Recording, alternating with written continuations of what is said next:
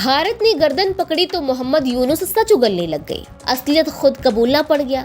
लेकिन हिंदू विरोधी बांग्लादेश की हुकूमत में नफरत की आग और बढ़ गई। शेख हसीना के कट्टर दुश्मन खालिदा जिया का लाडला रुहुल कबीर रिजवी खुलेआम भारत विरोधी जहर उगल रहा है। बांग्लादेश में ढाका से त्रिपुरा बॉर्डर तक लॉन्ग मार्च निकाले गए। भारत इनकी नफरती चाल को जानते हुए अलर्ट मोड पर है। सीमा पर सुरक्षा बढ़ाई गई है। गृह मंत्रालय यूनुस की बखिया उधेड़ने के लिए सीमा पर तैनाती को और सख्त कर चुके हैं।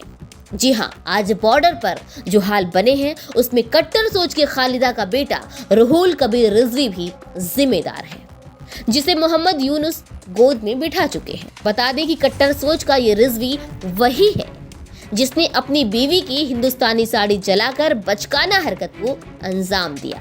जी हाँ, बांग्लादेश में ये नैरेटिव बना रहा है और भारतीय प्रोडक्ट को बायकॉट करने की मांग कर रहा है। आपको बता दें कि ये वही रिजवी है जिसने पिछले दिनों बयान दिया कि भारत बांग्लादेश को हर कदम पर नुकसान पहुंचा सकता है। रिजवी ने भड़काऊ बयानबाजी करते हुए ये भी कहा कि यदि भारत चटगांव मांगता है तो हम बंगाल, बिहार और उड़ीसा को वापस ले लेंगे। हम दिल्ली की आक्रामकता का विरोध करने के लिए तैयार हैं। जी हाँ, ये रिजवी अपनी सस्ती राजनीति चमकाने के लिए हिंदुओं और अल्पसंख्यकों पर अत्याचार करने वाली हुकूमत पर ना बोलकर भारत को आंखें दिखा रहा है। जिसकी कोई हैसियत नहीं है वो भारत के हिस्से वाले राज्यों को वापस लेने की मांग कर रहा है। वाकई इस बात पर किसी की भी हंसी निकल जाएगी, क्योंकि बांग्लादेश खुद भारत के टुकड़ों पर पलता आ रहा है। इनकी हैसियत नहीं है कि ये भारत के सामने खड़े हो पाए।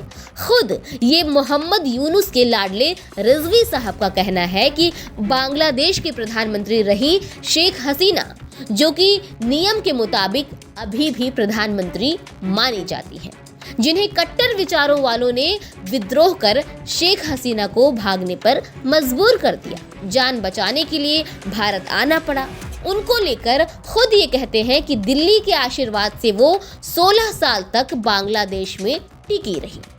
यानी कि इसका सीधा मतलब है, जो कि इनके द्वारा ही कहा जा रहा है, कि भारत वो शक्ति रखता है कि बांग्लादेश में कुछ भी करा दे। जी हाँ, जब शेख हसीना थी तो बांग्लादेश में तरक्की की नींव रखी गई। उन्होंने भारत से अच्छे संबंध रखे और इसी वजह से बांग्लादेश भारत की छत्रछाया में आगे बढ़ता रहा। लेकिन आज बांग्लादेश जिस राह पर खड़ा है उन्हें हर तरफ से दुत्कारा जा रहा है। आज बांग्लादेश में हिंदुओं और अल्पसंख्यकों पर जुल्म ढाए जा रहे हैं। मंदिरों को तोड़ना, हिंदू घरों को निशाना बनाना रोजाना की आम खबरें बन गई है। ऐसे में अब बांग्लादेश में हिंदू विरोधियों ने भारत से सटे सीमा पर भयंकर तमाशा करना शुरू कर दिया है। जी हाँ, बांग्लादेश नेशनलिस्ट पार्टी ने आज भारत के त्रिपुरा बॉर्डर तक लॉन्ग मार्च निकाला। इस फेक नैरेटिव वाले लॉन्ग मार्च को त्रिपुरा चली अभियान नाम दिया गया है। बुधवार को सुबह 9 बजे ढाका के नया पलटन से इसकी शुरुआत की गई।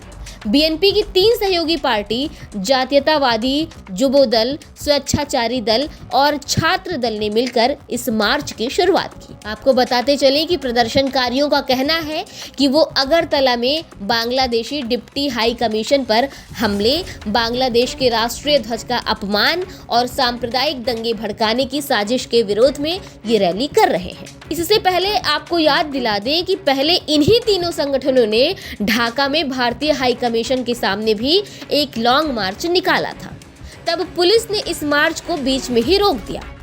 इसके बाद बीएनपी के एक प्रतिनिधि गुट को पुलिस की मदद से इंडियन हाई कमीशन को ज्ञापन सौंपने की इजाजत दी गई। लोकल मीडिया रिपोर्ट्स के मुताबिक रैली के दौरान बीएनपी लीडर रुहुल कबीर रिजवी ने कई भारत विरोधी बयान दिए। उन्होंने कहा कि हमने खून बहाकर आज़ादी हासिल की है, अब हमें कड़ी मेहनत से उसे बचाना है।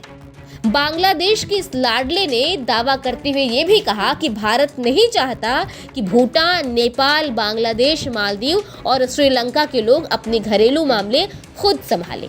हमें दिल्ली की बात क्यों माननी चाहिए? दिल्ली के नेता अब तक बांग्लादेशी लोगों की बहादुरी और हिम्मत पहचान नहीं पाए हैं। ऐसे में आज भारत बांग्लादेश बॉर्डर पर खूब गहमागहमी दिखी। भारत ने हालात देखते हुए सुबह से ही क्षेत्र में सुरक्षा व्यवस्था कड़ी कर दी है। पश्चिमी त्रिपुरा जिले के एसपी किरण कुमार ने आज सुबह बॉर्डर क्षेत्र का दौरा किया। उन्होंने कहा कि बांग्लादेशी प्रदर्शनकारियों को 0 पॉइंट से पहले ही रोक दिया जाएगा। गौरतलब है कि बांग्लादेश में जब तक शेख हसीना की हुकूमत रही, हिंदुओं और अल्पसंख्यक सुरक्षित रहते थे, लेकिन अंतरिम सरकार मोहम्मद यूनुस के गद्दी पर बैठते ही हिंदुओं पर हमले होने लगे। हिंदुओं, उनके घरों और मंदिरों को टारगेट किया जाने लगा। आज अब हालात ऐसे हैं कि हिंदू डर के साए में हैं। ऐसा लग रहा है मानो बांग्लादेश में अल्पसंख्यक यानी हिंदू होना गुनाह हो गया। बांग्लादेश में हिंदुओं पर खूब अत्याचार हुई, ये दुनिया जानती है, लेकिन अब तक यूनुस सरकार इस सच को नकारती आई। मोदी सरकार बार बार चेतावनी देती रही, लेकिन यूनुस की बहरीव सरकार ने इसे एक साजिश करार दिया। लेकिन अब जब भारत ने कड़ा एतराज जताया और गर्दन मरोड़ी, तब जाकर मोहम्मद यूनुस ने सच उगला। जी हाँ, मीडिया रिपोर्ट्स के मुताबिक बांग्लादेश ने मंगलवार को स्वीकार किया कि अगस्त में तत्कालीन प्रधानमंत्री शेख हसीना को पद से हटाए जाने के बाद अल्पसंख्यकों, मुख्य रूप से हिंदुओं के खिलाफ सांप्रदायिक हिंसा की 88 घटनाएं हुई हैं। हालांकि अपनी तारीफ करना नहीं भूला। अंतरिम सरकार के प्रमुख मोहम्मद यूनुस के प्रेस सचिव शफीकुल आलम ने कहा कि इन घटनाओं में 70 लोगों को गिरफ्तार किया गया है। आलम ने जानकारी देते हुए बताया कि 5 अगस्त से 22 अक्टूबर तक अल्पसंख्यकों से संबंधित घटनाओं में कुल 88 मामले दर्ज किए गए हैं। बहरहाल बांग्लादेश में अभी भी इतने कबूलनामे के बाद भी स्थिरता नहीं आई है। वहीं बॉर्डर पर भारत विरोधी ताकतें मार्च निकालकर ड्रामे कर रही हैं। हालांकि भारत सरकार अब अलर्ट मोड पर है। हर खबर से अपडेट रहने के लिए देखते रहिए वीके न्यूज। वीके न्यूज, राष्ट्र के नाम।